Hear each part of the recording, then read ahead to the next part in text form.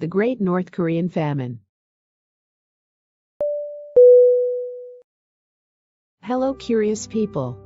Now you know we started a series of the greatest famines in history, and today it's the moment for the North Korean famine. It was not merely a shortage of food, but a colossal failure by the North Korean government and the world to act and save lives. This is a story about death and depths of desperation without respite. Without the Great North Korean Famine, there would be no North Korean refugee crisis. When the early stages of starvation and poverty began in North Korea in the 90s, no information about the outside world was coming into the country. Information was on complete lockdown. Even as death and hunger engulfed the country, North Koreans were told that they lived in paradise, and that other places in the world were much worse. The government controlled all media. Everyday civilians could not turn on the TV or open the newspaper to learn the truth of their desperate conditions, or the staggering scope of the disaster taking place on their own soil. North Koreans had no way to call or write letters to anyone beyond their borders. Their phone system was and is still closed to the outside world. And as the country's economy crashed, and people began to die from hunger, they were not allowed to complain to their officials. Leadership was deaf to their needs. As the country wasted away, Supreme Leader Kim Jong-il held pizza parties, was Hennessy's #1 customer, and invited pro wrestlers to entertain him and his loyal few. No one heard their cries. As rumors spread of a massive North Korean famine, United Nations food inspectors who arrived to assess the nation's economic health were taken to places least affected by hunger and poverty. By 1998, most non-governmental organizations reported that North Korea was well on its way to recovering from the famine. This was far from the truth, as hundreds of thousands, perhaps even millions, of North Koreans were still starving. Now we will go through North Korea's inevitable march into famine, its causes and the terrible aftermath. There are big signs of the storm. The death of Kim Il-sung on July 8, 1994, was a disaster on par with the Kennedy assassination, the Challenger explosion, or September 11 for North Korean citizens. Most North Koreans who were alive at the time remember where they were and what they were doing when they heard about Kim's death. It is a touchstone in their lives, the death of their nation's father. To North Koreans, Kim Il-sung was and still is a war hero, the founder of their nation and a god. His presence in the lives of North Koreans to this day is ubiquitous, as he is still revered as the eternal president of the republic. All citizens must keep and maintain a portrait of Kim in their homes. They are instructed to save this picture should their home catch on fire. Kim still appears in literature and state media. His birthday is a central holiday in North Korea. When the country announced Kim's death, it was as if the universe was turned inside out. The nation went into bitter and heartfelt mourning. Their future was thrown into a tumult. Little did the citizens of the nation know that, within a couple years, most of them would be starving, afraid, and utterly impoverished. Many North Koreans alive at the time of their president's untimely death cite this event as the beginning of their country's troubles. But trouble was brewing long before Kim's death. A stunning appeal for help. In September of 1995, North Korea's diplomatic representatives made a stunning appeal to the World Food Programme for help. This appeal was, of course, unknown to the isolated and uninformed people of North Korea. The plea for assistance was startling to international neighbors. Much like today, the DPRK of the 90s boasted of its military and economic prowess. Also much like today, analysts were skeptical of the claims the country would make on a regular basis, but had no idea of how troubling things were in the nation's governance. A call for help was a shock to the ears of world leaders. It was unheard of and, most importantly, it was a sign that North Korea was in dire straits. It became quickly apparent that a disaster was brewing. After analysis of the country's assets and ongoing food production, the United Nations World Food Programme reported a food deficit of 50% of the country's food requirements. That is, the nation did not have enough food to feed half of its 22 million citizens. This was a shortage much worse than the deficit reported for the famine in Ethiopia, according to Andrew S. Natsios in his book, The Great North Korean Famine. What are the factors of the famine? How did a country with over 22 million people, a system of government, and several neighboring countries in economic development, plunge so quickly and deeply into despair?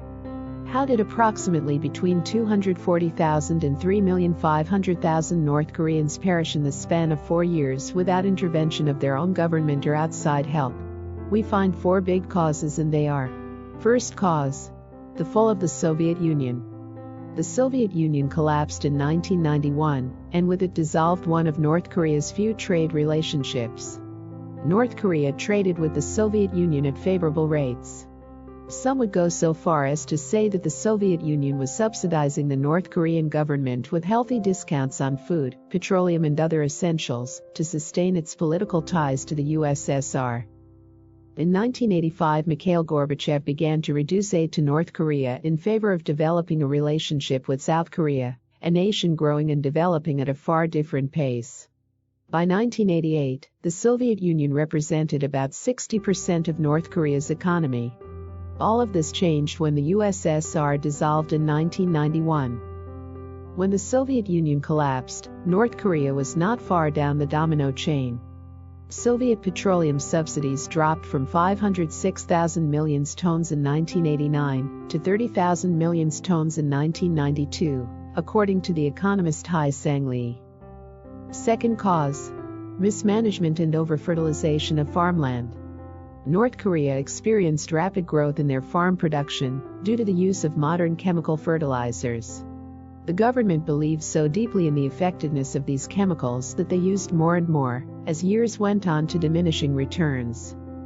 International agronomists with a wide knowledge of the farming system say they have never seen such excessive use of chemical fertilizer anywhere else in the world, writes Natsios in the Great North Korean Famine. The North Korean government fertilized their own agricultural production into a literal wasteland of chemicals. Cause number 3. Natural disaster.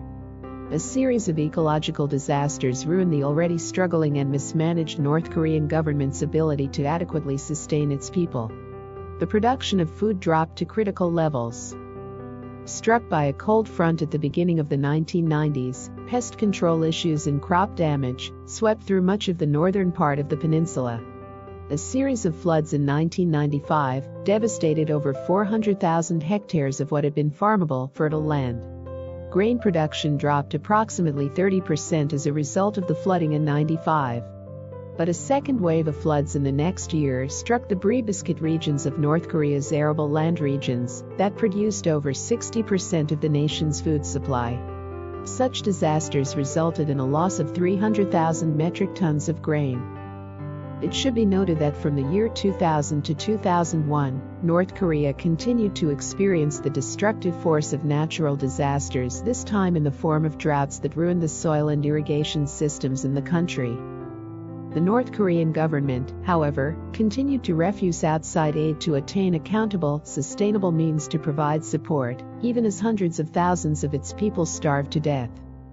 Cause number 4. A broken distribution system. The great irony of the famine was that tons of food aid was sitting in warehouses in Pyongyang, while the country starved over the course of 4 years. Little did the hundreds of thousands of North Koreans wasting away from hunger know that their leaders held the food that could have saved them from death's doorstep. North Korea's distribution system did not incentivize its food distributors to make deliveries. The people responsible for delivering the food were being paid regardless of whether their deliveries were met. Living in the famine. Testimonies from North Korean refugees. The maddened rashness and hopeless anguish of the North Korean people seeking any source of sustenance is not beyond understanding. Living through one of the worst disasters of the 20th century was a formative event that affected its people deeply. Living in famine conditions forced many in North Korea to desperation. Many in Crossing Borders Network have recounted the hellscape that unfolded as a whole nation went without proper nutrition, and many of our refugees were lone survivors and their families. North Korean refugees are living witnesses to the sheer terror and panic that ensued.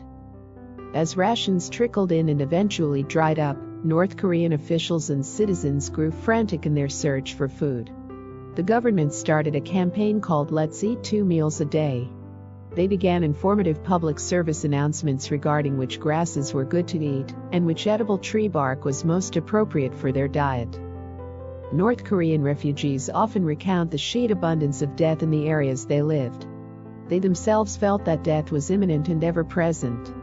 One woman reported to Crossing Borders staff that she felt so sure of her coming demise that she gave up and laid by the river near her home in preparation. She stared at the sky and waited to die.